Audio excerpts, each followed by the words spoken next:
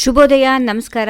Welcome to Yoyo Kannada. ಬನ್ನೀಗ ನೋಡೋಣ ಈ ದಿನದ ರಾಶಿ ಫಲಗಳನ್ನ. ಮೊದಲಿಗೆ ಮೇಷರಾಶಿಯವರಿಗೆ ಇತರರಿಗೆ ಮುಜುಗರ ಉಂಟು ಮಾಡಬೇಡಿ. ನಿಮ್ಮ ಕುಟುಂಬದ ಅವಶ್ಯಕತೆಗಳಿಗೆ ಹೊಂದಿಕೊಳ್ಳಲು ಪ್ರಯತ್ನಿಸಿ. ವೃಷಭ ರಾಶಿ, ಹಣ ನಿಮ್ಮ ಮೂಲಕ ಸುಲಭವಾಗಿ ಜಾರಿ ಹೋದ್ರೂ ಅದೃಷ್ಟದಿಂದ ನಿಮಗೆ ಸುಲಭವಾಗಿ ದೊರಕುವಂತೆ ಆಗುತ್ತದೆ. ಮಿಥುನ ರಾಶಿ, ಮಹತ್ವಾಕಾಂಕ್ಷೆಯ ಸ್ವಭಾವ ಹೊಂದಿರುವವರಿಗೆ ಶುಭಕರವಾಗಿರುತ್ತದೆ. ಕಟಕ ರಾಶಿ, ಬಂಧು ಮಿತ್ರರಲ್ಲಿ ಸಣ್ಣ ಪುಟ್ಟ ವಿರಸಗಳು ಉಂಟಾಗಬಹುದು. ಸಿಂಹ ರಾಶಿ, ಕೆಲಸ ಕಾರ್ಯಗಳಲ್ಲಿ ಯಾವುದೇ ಸಮಸ್ಯೆಗಳು ಎದುರಾಗುವುದಿಲ್ಲ.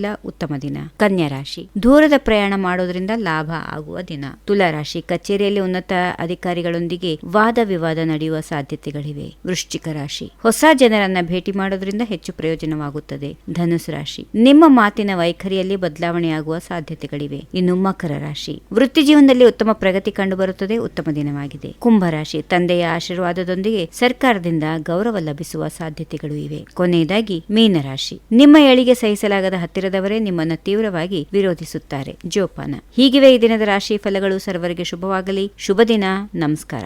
If you like this video, ಬೇಗ ಲೈಕ್ ಮಾಡಿ, ಕಾಮೆಂಟ್ ಮಾಡಿ, ಶೇರ್ ಮಾಡಿ ಹಾಗೂ ಯೋಯೋ ಟಿವಿ ಕನ್ನಡವನ್ನು ಸಬ್ಸ್ಕ್ರೈಬ್ ಮಾಡಿ.